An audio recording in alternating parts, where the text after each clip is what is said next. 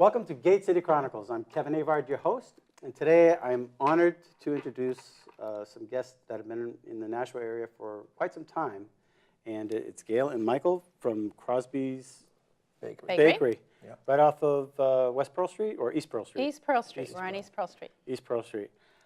I went in to buy a cake, and I came out with an interview, so this is gret. Oh, that's right. Right. That's right. I remember the day you came in. Yes. You were looking for, I was think it a cake for your wife.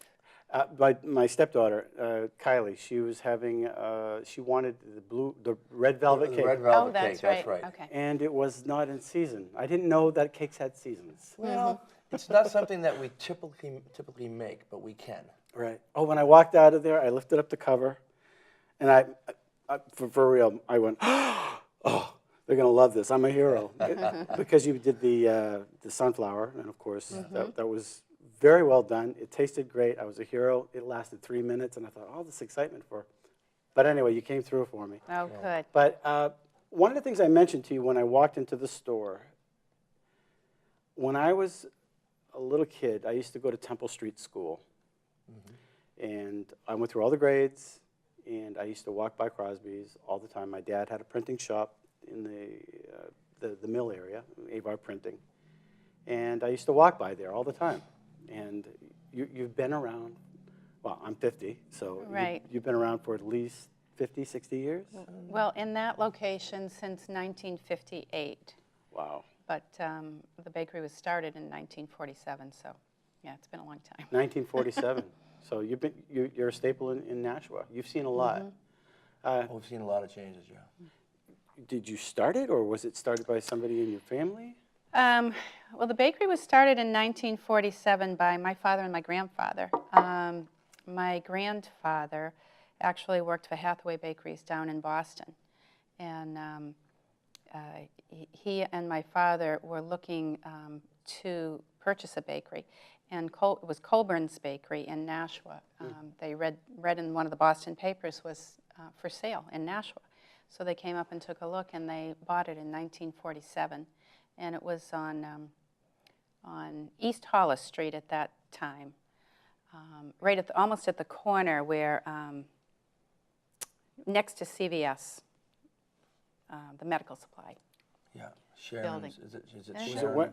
Where was it? On East Hollis East Hollis. I'm Street, thinking of the... where the Giant of Siam is, Right. right in Yeah. that space. Yeah, right in that area. That was 1947. That was before I was born. I was born in 51, so. But they were there for a few years, and then they moved to Temple Street, and then they built the block. My grandfather and my father built the block where we are now. Where on Temple Street was it? Right behind the bank. Oh, yeah. It's a parking lot now. Yeah.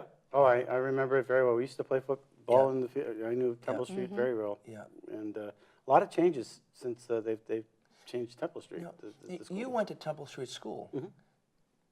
She used to teach at Temple Right. Street School. We talked about that. Right. Yeah, I think Mr. White was the principal at the time.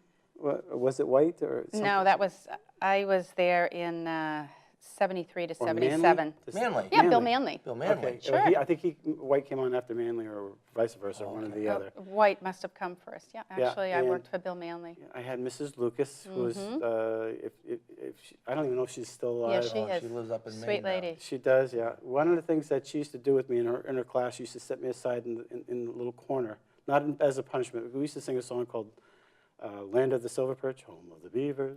Where did the mighty moose wander at? Well, how do I know this? I'm 50. I was in 3rd grade. She was one of my favorite teachers. Yeah, she's a sweetheart. I actually talk to her occasionally, so Yeah. I'll have to make sure and tell her. Oh, that'd be wonderful. And then we had Mrs. Hood, Mrs. Nichols, Yep. Mr. Muse also. Yeah. He was my 6th grade teacher, and I think about anybody who, if you learn science, you learn economics. We had spitballs in his classroom, and he'd have the paper up. I knew he knew what we were doing, and of course he'd come out and he'd discipline us after. But what a great teacher. So anyway, let's talk about the bakery. Okay. Right. Well, anyway, so I only taught there for 4 years anyway, but I had worked at the bakery prior to teaching, and then I went back to work at the bakery and stayed there after we had our only She took child. a year off. I took a year off after we had our daughter. Right. and I was planned on going back, but then I started working part-time at the bakery, and my parents were getting older, and so I just kind of eased back in. Being a business owner, you tend to be, the business seems to own you after a while, right? Yes, that's true. It's hard to break away from that, especially when it's so ingrained in you. And you obviously came along and were part of it. Oh, I started there when I was 15. Really? And we started dating when I was 15. We met there. I was working in high school, and he came to work, and the rest is history there. He's been there ever since. Wow, that's very interesting. Yeah, 45 years now. Wow. And well, I thought, you know, when I walked by, it's a staple. There's not a whole lot that's changed, or in the bakery itself. No. You walk in, everything's the same. But you know, Spring Street School's gone. There's a parking lot where there's, you know, the bank there. A lot of different things. You've seen a lot of changes. Yeah, the Mary Sweeney home across the street, that wasn't there. We watched that get built, and the courthouse was built. I was there the day the wrecking ball came and knocked Spring Street down. Yeah. I remember I was working that day and watched that. Was that happen. emotional at all? Yes, I mean it I was. went to Spring Street also, yeah. Yeah, it was. We used to do hot lunch there from Temple Street. We'd have to walk and go into Spring Street, walk downstairs, have our meal, and walk back. In the pit. In the pit. Yeah. Yeah, so that's exactly what it was. But the courthouse has been very good for our business. Very good for our business. Oh, good. They have a lot of Yeah. people Yeah, that well, work there, as well as the cases and the lawyers and Right. just everything. I mean, we have a lot of business from the I courthouse. remember it was a couple of years ago. One of the judges, was a Judge Delanus, was thinking about consolidating and moving everything back up to Manchester. Oh, It would have been devastating for businesses like ours and Right. Cravings and all the small food businesses around the area to lose that courthouse. that was recent, wasn't it? Yeah, it was like, I think a year or so ago, she was Right. talking about it, they were talking about it, but they moved the district court over there now, so that they have Superior and District. Oh, yeah. I mean, you've got that nice building, it's not old. It would have been, Exactly, and you do see people there all the time. Oh, it's busy. People going to the post office, people stopping busy. there. Yeah. It's very It busy. employs a lot of local people that would have to travel to Manchester, and there would have been some cutbacks, and some of those people would have lost their jobs had they moved to Manchester. And they're plenty busy enough in Manchester anyway. What's your secret for success? You've been around for quite some time. You know, there's been a lot of changes. We've seen a lot of stores come in, a lot of stores go. Your Aubuchon's still there. You're still there. Yeah. Avard's is still there. Dennis at Aubuchon's did a good job running that store. Yeah. Alex is there. I think one of the things is that we have diversified. I mean, when times kind of changed, because it used to be that you could only buy your bread and birthday cakes and such at a bakery before the advent of like Market Basket and the big grocery stores. Right, Walmart. So when those grocery stores came in and offered bakeries, when they had bakeries, in-store bakeries, we saw a decline in the volume that we did. So we had to diversify, and we started doing a lunch and delicatessen things. So now we do a pretty big lunch business. We do a different hot lunch special every day, and we do sandwiches and salads and soups and that For kind of thing. walk-ins, people that are coming Yeah, in? we do. We have a few tables, but a lot of it is to go. And we also did a French-Canadian line. We do meat pies and salmon pies and gâteau. So Gâteau. we tried to Gâteau. we diversified because we saw that we had to do something to change the business. We do a lot of specialty cakes. So I think that's one of the reasons why we've been successful. Do you have a lot of demand for gâteau? You wouldn't believe it. Really? I can make gâteau. My grandma taught me how to make gâteau. I love it. Do you remember the Modern Restaurant? I I know you do. It was on West Pearl Street. Okay. I don't think I've been there. Well, Well, they closed. they've been gone for quite a number of years now, I but know, but It sounds familiar. everybody knew the Modern Restaurant, and the Modern Restaurant used to sell gâteau.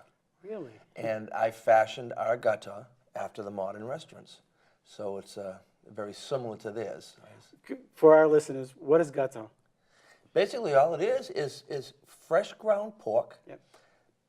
simmered, cooked for 3 to 5 hours until it starts to break down, and it has spices, allspice, cloves, cinnamon, salt, pepper.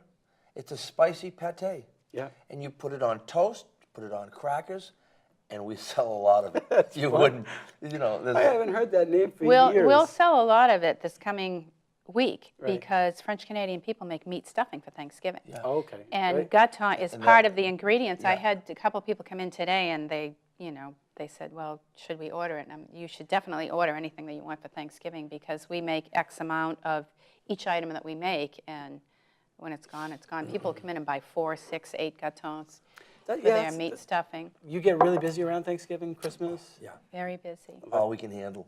Very good. We, everybody's all hands on deck, and we're fortunate enough to have people that have worked for us in the past that come in and give us a hand and put in some extra hours to give us a lift because It gets really busy. Well, just for an example, we'll go in on Sunday. We don't work on Sundays. We're open Monday through Saturday.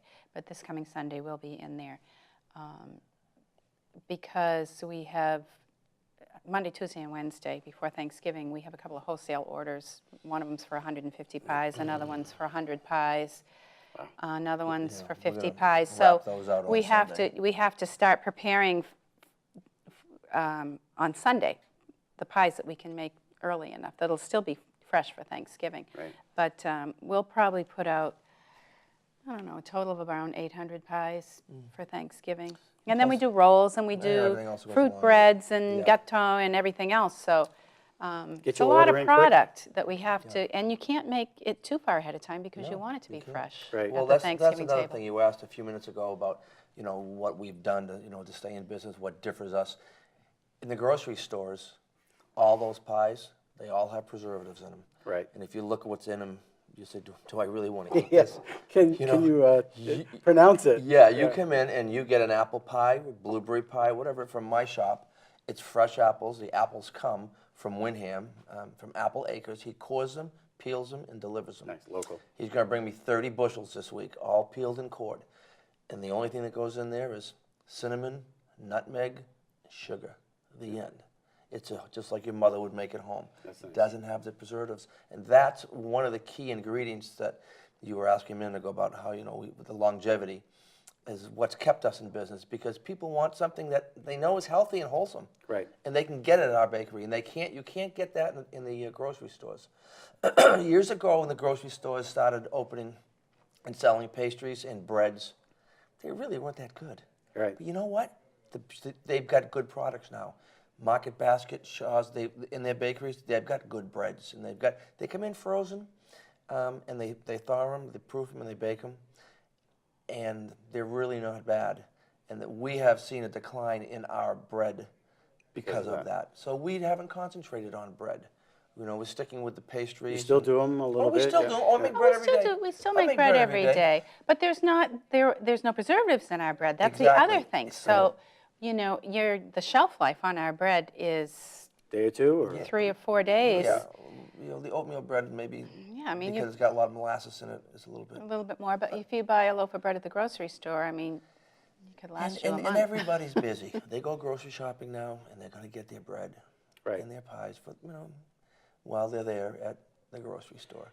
One-stop shopping definitely saves you a trip with everybody So we being have busy. we So have to vice- have something that people want to go out of their way Yeah, for. Right. and that's scratch. And that's I have the salesman come in all the time. We can buy these cookies. You can buy this. I don't want it. I've got to stay with what I know, and it's got to be scratch. Right. Well, you could definitely taste it in the cake that you made. That was really the reason why I stopped by Crosby's. I could have gone to Walmart. I might have gone to Walmart, and it just dawned on me, buy local first. Give it a shot. If you got and then when you said, well, we don't really have that particular type of cake right now, Let me ask. But we did it for you. Yeah. You did. You came forward. Well, we tried it. We tried That was to. really nice of you to do that. I know you went out of your way and you had to make We made a special I batch just for appreciated that cake. that. Right, but we try to do that. We try to accommodate everyone.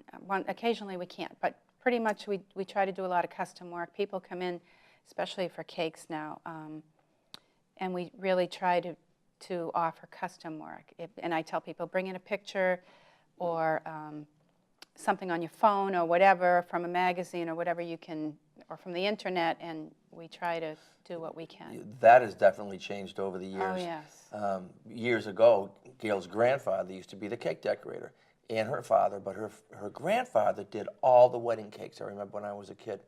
And you had a choice, round, square, rosebuds, yellow or pink. The end. The end. Right? That was it. Right. That doesn't fly now. No, no. Women know exactly what they want. Well, speaking of that, you know, the springtime, that's usually when the cakes are being made for the Yep. the weddings. A lot of spring weddings, yeah. And fall. And fall, Fall's a too. big time. Really? Yeah, a lot of fall weddings. So do people have to come in and you, obviously you're still making the cakes. I saw the books. Do you recommend them coming in way early? Or is it... Most brides do. They're so excited about being engaged. They come in right after they get engaged, and they like to find out like a year ahead of time. But most people will order a wedding cake maybe 6 months ahead of time. You don't really need to, though. We'll take them on a couple months' notice.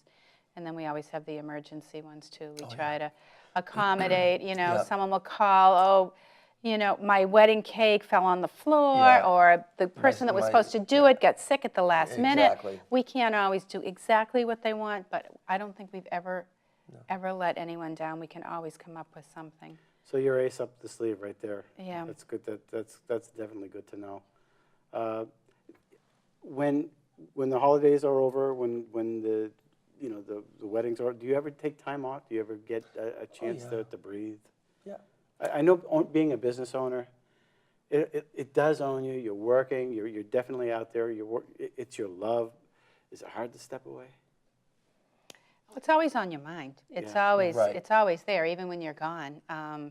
We usually take 2 weeks a year and try to get away, Usually like take out a of town. A week in the winter and go someplace warm. Right. And a week or sometimes 2 in the summer. Go to Maine. Go to the beach. But, Yeah. always we check in every day and see. One year we were up in Maine and there were problems with a donut fryer lighter. And we almost turned around and came home, but we got it straightened out. But,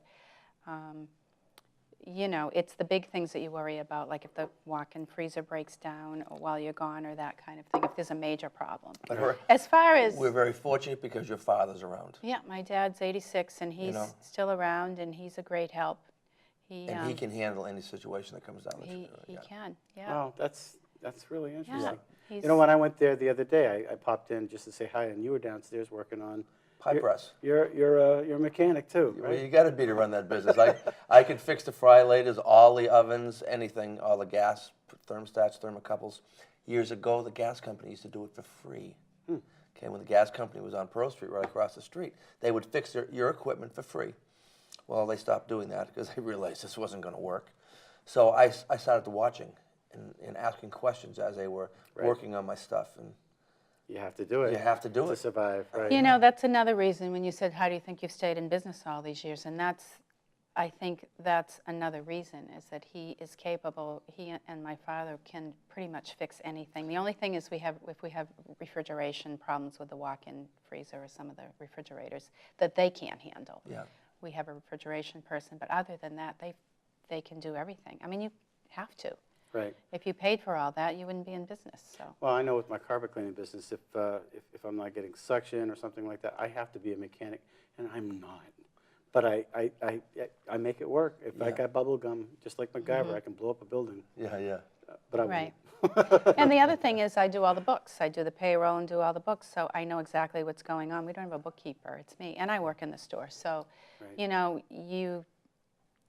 you have to keep your eye on everything. Right. And We pay everything weekly, all our We do. ingredients and help. So we know where we're at. we know most where of the we're time. at. If Do you see some changes coming with trends? It changes all the time. Mm-hmm. Our business has changed so much, and over the years, and it never stops changing. And if you don't change with it, that's where you're going to be in trouble. I've noticed that. How about with the social media? I know that some businesses, it's hard to keep up with all the technology. Obviously, you're doing the mechanics of it, the simplification of everything. But do you feel a need to get Is that a pressure, an unnecessary pressure? Or Well, then that's another thing. We're very lucky. We have young people that work for us. Right. Our head baker, Maddie Henkins, is 29, and we have our cake decorator and another young lady that's my right hand. They're both in their 20s, and they're very computer literate. They take care of our They website, take care of the website. Facebook. Yeah. You know, we have a pretty good website, www.crosbysbakery.com, and we're on Facebook, and they keep that updated. Do you feel that you'll have anybody to follow into your footsteps? Do you have anybody aspiring to be? You know, we haven't finished that chapter in the book yet. Yeah. We haven't. We don't know where that's going to go. I know where I'd like it to go, but No, we'll be working for a few more years. So we know that our daughter won't be. She never really worked at the bakery, and she has her master's degree in business, and she has a good job, and it's not for her. But you know, who knows?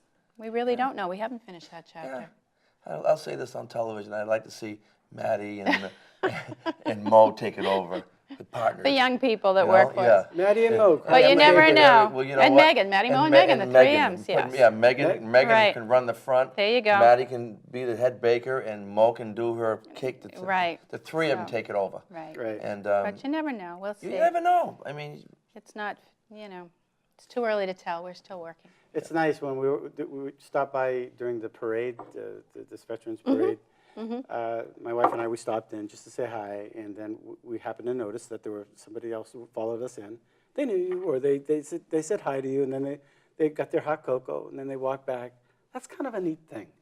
That's so community, and that's It is. That's so nice. I probably know at least 50% of the people by name that walk through that door. We have a lot of regular customers, probably more than 50%. Some days, almost everybody that walks through that door. It's a little community. You know, it's a little community. We have the ladies across the street that come over from the Mary Sweeney home. it's their daily Oh, outing. yeah. They walk That's across their the street with their daily walkers, outing. and they come in and sit down. They have their breakfast or lunch, and You can't beat that with a stick. So it That's is neat. nice that there's that personal touch. yeah, we have customers that come in every single day, and you know what they're going to have. Right. You know.